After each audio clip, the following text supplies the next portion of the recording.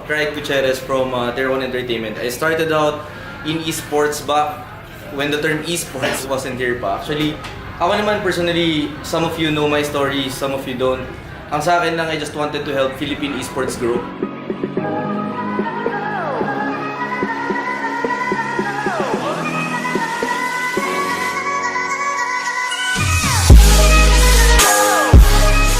I'm rushing to Game Over because we're gonna have like a gaming forum led by a good friend of mine, Julius Mariano of Twitch. We're gonna talk about issues within the gaming community. I'm actually really looking forward to this because a lot of people who support the gaming community will be there and we will discuss a few things.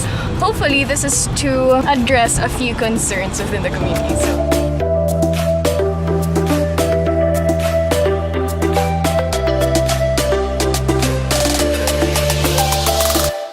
I want you to meet my awesome friend, Julius Mariano, country manager of the Philippines of Twitch.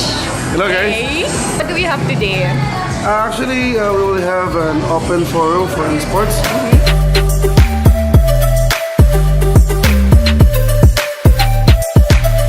Julius Mariano from Twitch. I'm Shingbook with 1 for a night. My name is Jody Anderson. I'm a corporate I'm known as Andy. Hi guys, my name is Rico. I'm an esports, a freelance esports caster. So yun, ulit I'm RJ from business developer from Mineski. My name is Robert, so I'm an event organizer.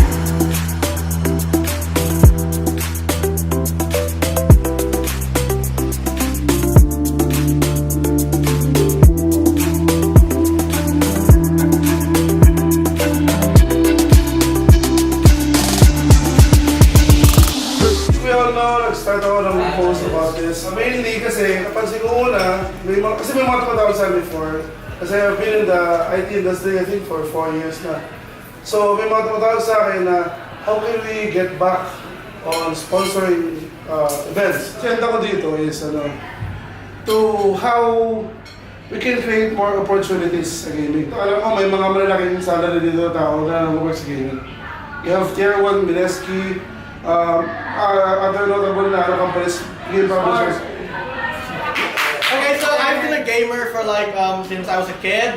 When I went here to Manila for college, one of the things that struck me was MBGL, and for me it was kind of a hopeful thing because it gave me this dream that you could make a career out of gaming. I think that this is just my personal opinion.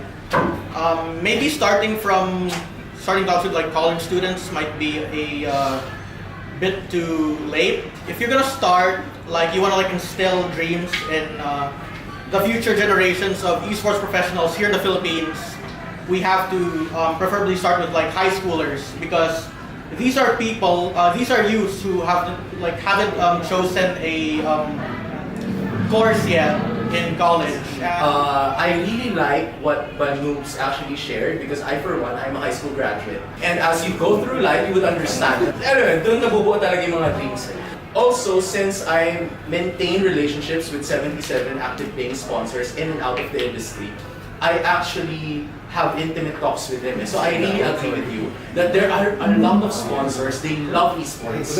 But most of them, pag nirekta mo ng basic question na, do you understand esports? Hindi talaga.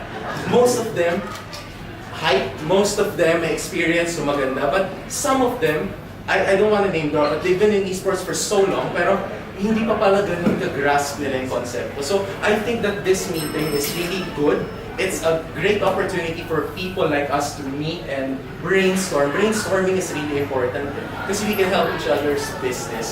I guess I'll add this up in relation to the college courses that you guys said. I actually took up IT kasi I wanted to become a game developer first.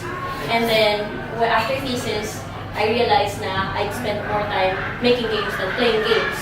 So I ditched that dream and I'm thankful for Arena for the opportunity, and that's how I found, shotcasting can be something. So, that's all. Yung plan nga ni Julius maganda kasi we're gonna have our own TV show na educational siya. Na hindi lang sa gaming, pati sa government, pero pinag-drive siya Julius. So, we're here to help kung may kailangan nyo. Meron tayong mga friends na makakatulong sa atin. Especially sa... Kasi, balak ko ang itaan rin sa... Parang kasi mga athletes na rin talaga yung mga gamers. And at the same time, what I like about eSports, it's not about height, it's not about your size, so skills talaga siya. So, we really want to promote it. So, that's why I'm working with sila right now and si Julius. Before I started purely esports, but now I'm leaning towards the gaming convention type where we are trying to get mga international gaming companies to see the Philippines, see, yun nga, but parang see the crowd at least. And also besides that, there are local developers now who are creating their own esport titles that we are also promoting. Sa akin talaga, stay humble din. Kung ano ka man nung una kang pumasok sa esports, dapat ganun ka pa rin until the end. Tapos currently, ako pala yung bodyguard ni Tribe. Hi guys, I'm Alodia. Well, siguro nakilala ko bilang cosplayer, but talaga what pushed me to do cosplay was my love for gaming. Fast forward to now, I'm happy na lumaki yung gaming industry, but there are still people na traditional mag-isip. So parang sana we want to change that perception kasi some people still think na naglalaro lang tayo, which is not the case kasi there are people, yung teams talaga behind these, yung nakita lang nila naglalaro, but meron yun nga yung mga shoutcasters. It's talaga work talaga, and then video editors, a lot of different professionals who contribute to this industry, and it's an actual career. So sana ma-change natin yan to tell the youth na there's future in your industry. That's why right now, I keep on telling others na parang I'm a support in game. So supportan ko rin kayo in real life na to make yun nga, gaming dreams come true kasi there's a dream na can be a reality. So yun lang yun. So that's why na-co-found namin yung Tier 1 na parang talagang support to the whole industry. That's why, thank you Julius for making this happen. Ako, Craig Gutierrez from Tier 1 Entertainment. I started out in esports back when the term esports wasn't here pa. Ako naman personally, some of you know my story, some of you don't.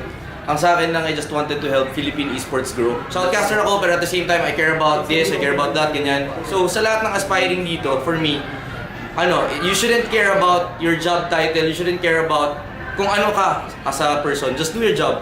Gawin mo lang para maging successful yung kung ano mang nasan ka. Yun, kinausap ko si Alodia, and then, why not create a talent agency? Something na Viva version ng gaming. And that's what we came up with, Tier 1 Entertainment as you know it now. Luckily din, Bitcraft invested in us. We just recently announced it. Nagsimula ako sa puso, pero na-realize ko rin na kailangan rin talaga nandyan yung grind. Kasi mahirap talaga every step of the way. Kahit mataas ka na or saan ka man mapunta, mahirap talaga. So, yun, gawin mo lang kung anong kailangan mong gawin. And at this point, ang gusto lang namin magawa is to be able to give opportunity sa iba't ibang mga talents.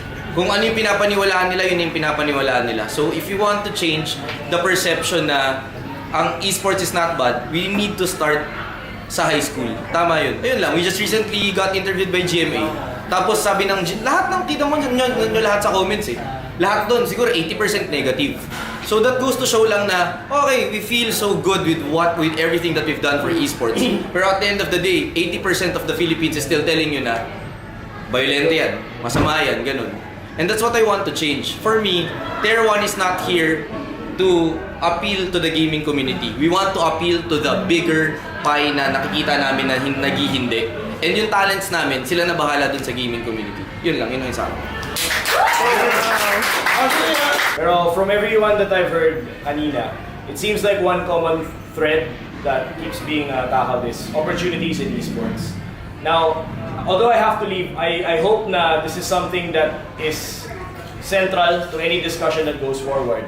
But one thing na I want to stress is that yung binanggit kanina ni Trike, ni Alodia, ni Ted, I forgot who else, but the thing is, opportunities in esports, they're jobs. And you have to treat them as jobs. For a lot of people over my time in esports, may naratanggap ako na parang application, and I'm sure anyone who's written, this is especially too for content creation. Mag-a-apply for a writer, they want to write about esports, you give them an assignment, they can't finish it. Because for them, the idea is that I'm going to work in esports, that's fun, it's gaming, it should be fun, right? But then they realize that it's work, it's research, it's watching the games, it's staying up late. It's putting the work in like a 9-to-5 job. And for a lot of jobs in esports, it's even worse than a 9-to-5 job. So I hope na one thing that we talk about going forward is how to manage your expectations and how to develop a work ethic. It goes hand in hand with starting young. Diba? You start in high school because if you're batugan in high school, you're batugan in college. Diba? So that's one thing that I hope is also tackled. Kasi right now it's like I want to be a part of the industry but what the thing is, it is an industry. It's not just fun in games. It's work. So if you really want to be part of a rising tide ngayon, get some skills. Get some skills, put in the effort, put in the work, and I guarantee you'll get somewhere. Okay, so we just ended a very intense forum. Lots of serious talk. Oo. So, ano talaga eh, that's actually na-realize ko is there's so much passion talaga in esports and lahat ng tao talaga gustong mag-contribute. It's just a matter of paano yung question. Yeah, it's a matter of how to bring everyone together, which is good. Kaya nga sobrang thankful. Thank you so much to Julius for putting this together. When And it's Twitch about invites- time. It's about time. For Tier 1 Entertainment, of course, if it's about education, we will be there. Kasi yun naman yung point eh. We're focusing on talent development. What I like about our forum earlier is that everybody contributed. There's some people na I haven't met before na parang, they're contributing pala in esports and this is what they do. So yun, it's nice to meet everyone in esports. Plus, parang everybody wants to help each other out ngayon. Yeah, it's not just like kanya-kanya eh. We're coming together na parang to support the whole industry, which is good. Parang nag-bond na rin and know what we can actually contribute na personally. Kasi everybody felt, like mentioned earlier, was like everybody felt discriminated at some point just because we're gamers. So we're coming out, we're here, and we're trying to show na gaming's not that bad naman. Yes, gaming is actually good if you know how to play the game. The joke. Okay, all right, bye guys.